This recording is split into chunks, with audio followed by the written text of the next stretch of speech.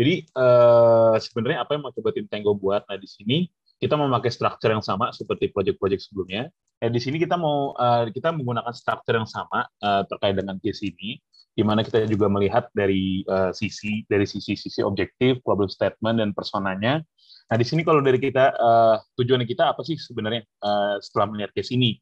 Nah di sini kita sebenarnya melihat bahwa si level dan timnya ini sebenarnya membutuhkan suatu visualization, not only visualizations, actually capability to do data simplification and extracting the insight yang sebenarnya bisa menjadi satu call to action ya, baik dari segi level atau dari segi operation team. Dan itu tidak hanya di satu bidang, baik di sales, marketing, dan di dev. Jadi sebenarnya sih intinya itu. Nah, call to action yang referring to literatur kita juga based on beberapa business metrics yang kita sudah pelajari juga di sesi-sesi sebelumnya. Nanti akan dijelaskan lebih detail. Next. Nah, di sini sebenarnya solusi apa yang ditawarkan? Nah, sebenarnya kan seperti yang diceritakan di slide sebelumnya, bahwa the problem is sebenarnya incapability dari company tersebut dalam memiliki suatu visualisasi dan insight extractions yang bisa call to action yang robust buat mereka. Nah, di sini kita mau ngasih itu sebenarnya dari segala sisi, dari segala bidang. Nah, di sini seperti teman-teman lihat, di sini kita juga memberikan visualisasi, membedah dari sales performance, profitability-nya gitu, by areanya. Terus kalau untuk marketing juga dari sisi tadi memakai approach yang sama dengan menggunakan RFM ya, resensi, frekuensi, sama monetize ya, metrics. Dan kita juga lihat conversion rate-nya juga. Nah, untuk yang BDev, di sini kita juga berusaha untuk membuat serobas mungkin, se-easy mungkin, untuk diambil conclusion oleh orang-orang yang tidak memahami data. Karena sebenarnya yang kita bilang tadi, user itu most likely nggak akan ngerti mengenai data, jadi kita coba bikin sesimpel mungkin. Sukses matriksnya kita, yang jelas, visibility-nya dari dashboard ini bisa dipahamin, ya, dan bisnis bisa mensupport business decision, bukannya malah bikin bikin apa ya istilahnya analysis paralysis. Nah itu yang kita hindari. Next.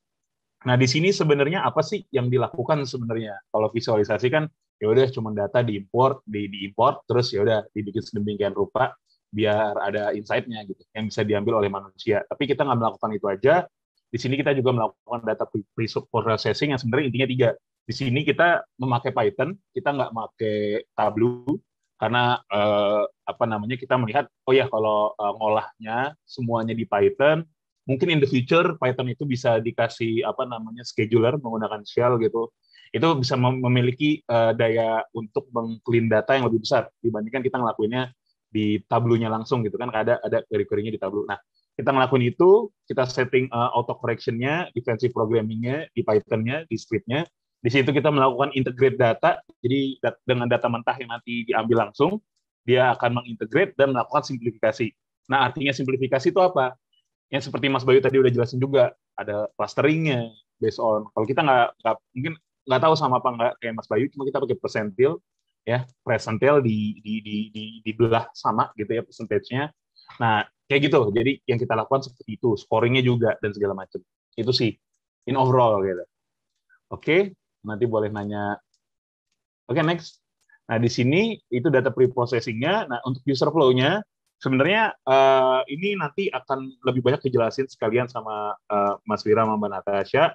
Cuman intinya sebenarnya dari semua ini, dari semua sales, marketing, dan business development, intinya untuk si level itu dia melihat suatu tampilan awal, ya, dan dia di situ bisa mendapatkan insight secara overall untuk mendesain, untuk mendukung dia melakukan decision terhadap proposal dari operation team. Nah, jadi kita dashboard-nya nggak beda ya antara si level dan operation team.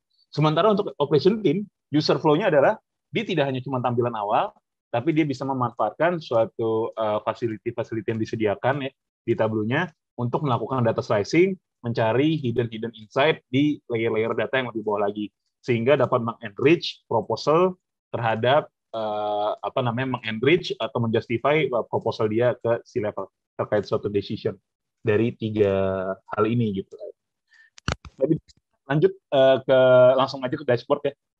Jadi ketika user membuka dashboard, langsung akan dihadapi dengan landing page berupa sales ya, di mana di sini si level dapat melihat overall performance dari perusahaan itu berupa total revenue, orders, customer, dan total review. Kemudian turun ke bawah bisa melihat ada monthly sales and growth, di mana si level berguna juga untuk si level untuk melihat performance-nya dari monthly sales. Di sini kita kasih dari 1 tahun ke belakang, mulai dari Agustus 2018 sampai Agustus 2017. Kemudian di sini kita juga ngasih review score. Review score di sini berguna untuk si level untuk melihat seberapa banyak sih sebenarnya rata-rata untuk review score di e-commerce e-commerce kita. Kemudian di sini juga si level juga bisa melihat top sales based on state, di mana di sini yang paling merah adalah di bagian Sao Paulo. Nah, sebenarnya untuk flow-nya operational team hampir sama, melihat dulu dari atas ke bawah sampai pada akhirnya untuk melihat lebih detail lagi tentang review, late order, dan produk kategori. Di mana di sini kita bisa langsung search di dalam based on state-nya, di mana kalau misalnya kita mencari, misalnya kita mau nyari Goiás gitu ya. Nah, di sini kita bisa langsung lihat di mana ada produk kategori berdasarkan review score, kemudian review score yang terbanyak, dan juga total order, order delivered, sama late order, dan juga profit masing-masing, source of profitability dari masing-masing state. Untuk sales sebenarnya sesimpel itu. Kemudian setelah itu bisa lanjut ke marketing, di mana ini akan dijelaskan oleh Mas Bira. Oke, kalau misalnya untuk marketing, untuk persona sebetulnya mirip-mirip sama sales. Untuk user flow-nya kan dibagi menjadi 2 ya, untuk si level sama marketing operator atau marketing departemennya. Nah, untuk si level ini yang membedakan dari operating itu, dia lebih melihat helikopter view-nya dari aktivitas-aktivitas marketing yang udah dilakuin sama perusahaannya. Jadi kalau misalnya di sini pertama kita melihat dulu nih dari sukses dari metrik conversion rate per campaign-nya gimana performanya, si levelnya bisa melihat. Nah, kita bisa lihat dia kan nanti bisa ngelihat tuh ada nilai yang mencolok kayak misalnya di campaign 2 nilainya 1,34. Cuman kalau di marketing ini kan belum tentu sukses conversion rate rendah itu berarti campaign-nya gagal. Mungkin campaign-nya itu gagal keseluruhan tapi dia berhasil pada segmen-segmen tertentu. Nah, dari situ dia bisa ngelihat gagalnya tuh di mana aja, tapi dia pertama ngeliat overview-nya dulu. Kemudian dia ngeliat summary dari RFM-nya, bagaimana posisi si customer-nya tuh gimana aja, yang mana yang paling gede, yang mana champion-nya berapa, candle-nya berapa, dan menentukan berarti posisi perusahaannya kayak gini, perusahaan marketingnya kayak gini. Lalu kondisi keuangan atau kondisi yang dihasilkan dari campaign itu sebesar apa, dari total purchasing sama keefektifan dari platform yang digunakan untuk melakukan marketing itu sendiri. Setelah itu sebetulnya kalau misalnya dari si level di situ, cuman kalau misalnya dia lebih lanjut untuk pengen mengetahui kayak misalnya campaign-nya gimana dan ingin memberikan strategik bisnisnya untuk yang campaign 6-nya bagaimana kah, dia bisa melihatnya dari campaign conversion rate per segmennya, dan ya itu dia terus dibagi berdasarkan segmen-segmen yang sudah ada, yang sudah di cleaning datanya, yaitu ada income statement, E-class, dan lain sebagainya. Itu tuh di segmentasi, agregasi dengan RFM statusnya lagi untuk bisa tahu, misalnya di campaign 2 nih 1,34, dia tuh paling gede ternyata ada di high income. Lalu mungkin untuk yang itunya di mana, berarti berarti metode untuk campaign 2 ini bisa efektif nih untuk segmen-segmen yang itu. Lalu kayak bisa ngelihat dari total purchase-nya lagi, persebarannya kayak gimana kah, kan ada beberapa produk tuh, ada 4 produk, fish, fruit, dan meat, dan wines. Nah, itu tuh bagaimana sih persebarannya per segmennya, dan ngelihat apa aja yang paling banyak yang dibeli dari campaign-campaign itu gitu. Nah, kalau misalnya untuk ops levelnya dari ops levelnya dia tuh kemudian melakukan analisis lebih jauh lagi untuk kemudian outputnya keluar, ternyata campaign 6 ini bagusnya kita targetnya untuk apa, RFM kah? RFM-nya yang rendah, bagaimana caranya, menggunakan campaign yang mana, setelah diformulasikan dengan campaign-campaign sebelumnya. Jadi kayak misalnya, dari campaign 1 kita dapat segmen yang berhasilnya ini, campaign 3, 4, 5, 6. Berarti yang 6 tuh kalau misalnya sudah keluar dari si levelnya, campaign 6 kita ngelakuin untuk segmen ini, berarti bisa diformulasikan dari experience campaign sebelumnya gitu. Mungkin selanjutnya ke A/B testing. Oke, sip. Nah, untuk A/B testing, sebenarnya untuk si level, flow-nya adalah yang pertama, dia langsung lihat ke bagian bawah, mana Tasya? Boleh? Ke bagian bawah, dia langsung lihat tuh, ada conclusion sebenarnya. The best conversion is all page without treatment. Nah, di sini sebenarnya yang tadi dibilang untuk si level memang didesain untuk dia langsung at one glance melihat conclusion. Biasanya mereka yaudah meeting yang lain, biasanya kayak gitu. Jadi kita desain untuk itu. Dan tapi dia juga bisa melakukan lebih detail. Dia juga bisa lihat bahwa tapi memang harus diedukasi dulu ya si levelnya itu, p-value itu apa dan segala macam. Tapi kalau dia udah paham, dia bisa lihat bahwa kalau dilihat dari chartnya, most of it itu nggak make it untuk p-value-nya di 0,05 seperti conclusion Mas Bayu.